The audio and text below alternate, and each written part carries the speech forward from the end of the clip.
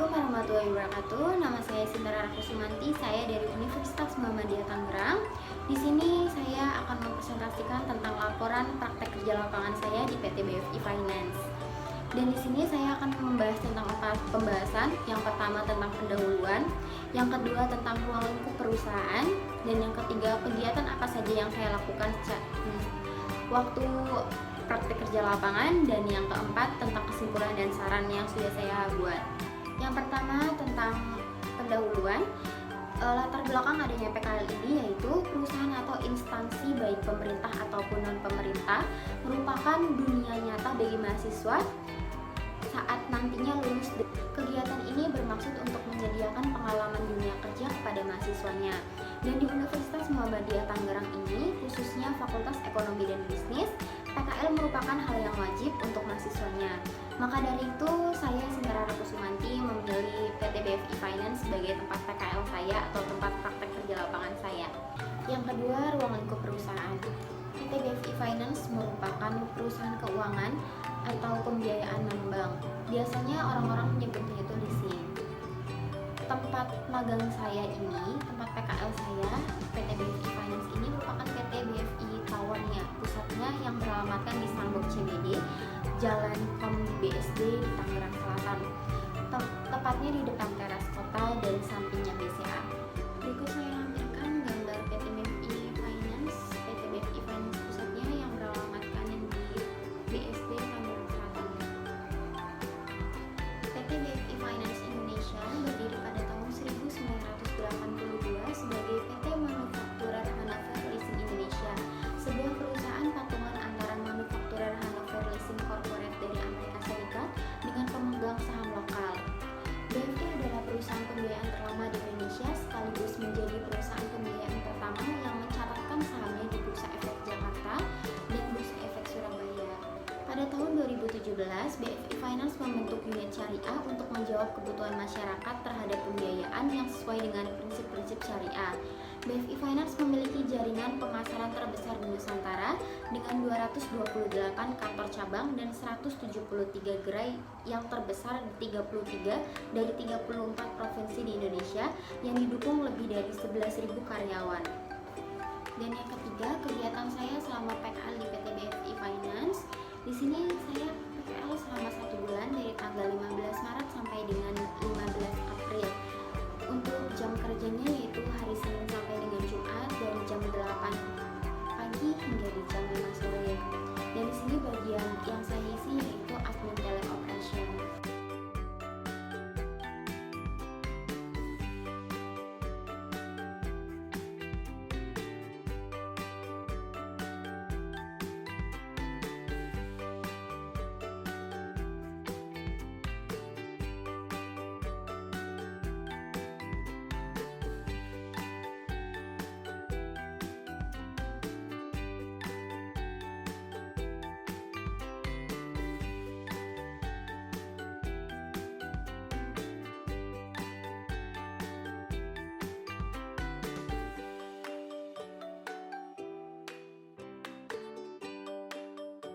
Untuk yang kedua, pada tanggal 18 Maret 2021 sampai dengan 30 Maret, yang pertama menyiapkan data productivity dan activity.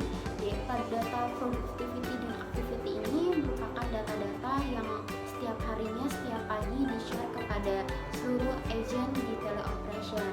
Biasanya untuk admin meng-share kepada TL atau team leader, baru team leader yang meng-share kepada setiap agent seperti itu.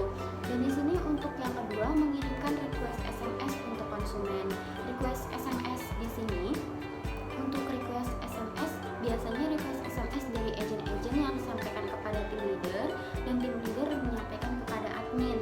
Untuk SMS ini contohnya seperti SMS jika konsumen meminta untuk dikirimkan alamat kantor cabang di seluruh Indonesia, atau meminta untuk dikirimkan bukti pembayaran atau nomor kontrak atau yang lainnya seperti itu. Dan untuk yang ketiga pengecekan absen. Untuk yang ketiga ini pengecekan absen. Untuk pengecekan absen di sini karena memang untuk selama pandemi ini absen ini melalui online online, jadi untuk setiap minggu atau beberapa hari sekali untuk dicek, karena di sini untuk pengontrolan karyawan atau agent agar di sini bisa terlihat siapa yang telat, absen atau tidak datang seperti itu. Dan untuk yang keempat, pembagian masker masih setiap hari untuk dibagikan.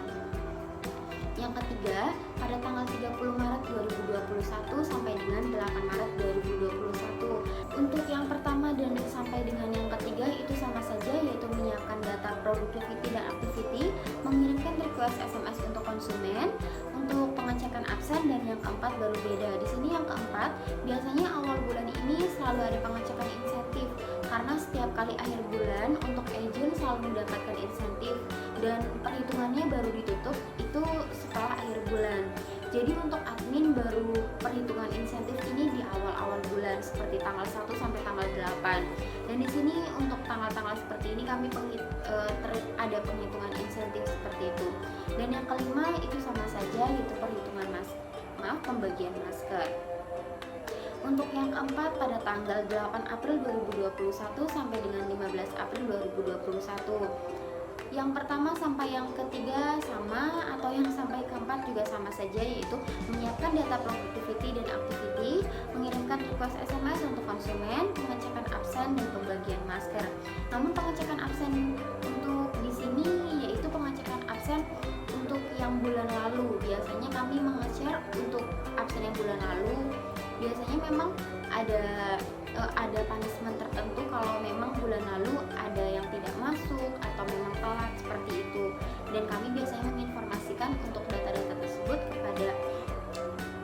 kepada tim leader masing-masing, leader di all agent seperti itu. Berikut ini yaitu dokumentasi selama saya praktek kerja lapangan di BFI Finance. Yang pertama ini saya baru awal praktek kerja lapangan dan baru diajarkan. Untuk yang kedua ini dokumentasi saat sedang menyiapkan data-data seperti activity, productivity seperti itu. Untuk yang ketiga ini contoh pengiriman SMS. Dan untuk yang keempat ini contoh data productivity, data-data all agent. Untuk yang kelima ini dokumentasi saat pembagian masker. Dan yang terakhir yaitu kesimpulan dan saran. Kesimpulannya, selama melaksanakan kegiatan praktek kerja lapangan di PT BFI Finance,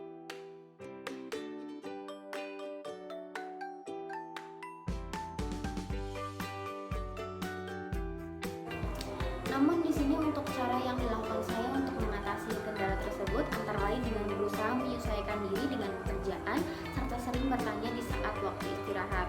Karena saya sadar bahwa nantinya kedepannya saat saya sudah bekerja, itulah yang saya butuhkan untuk agar bisa beradaptasi dengan pekerjaan saya nantinya. Dan untuk sarannya, untuk perusahaannya sendiri, saya menyarankan semoga dapat memberikan informasi yang lebih jelas terkait pekerjaan yang harus dikerjakan mahasiswa praktek kerja lapangan supaya efektif dan efisien. Dan yang kedua, memberikan bimbingan yang maksimal dari pembimbing praktek kerja lapangan kepada mahasiswa yang melaksanakan praktek kerja lapangan. Dan untuk mahasiswanya sendiri, di sini saya menyarankan untuk melakukan survei terlebih dahulu agar tidak salah dalam memilih tempat melaksanakan kegiatan praktek kerja lapangan atau PKL. Dan yang kedua, mempersiapkan diri sebelum terjun langsung dalam dunia kerja agar dapat memiliki keterampilan dan kecakapan di dalam dunia kerja. Cukup untuk presentasi dari saya, kurang lebih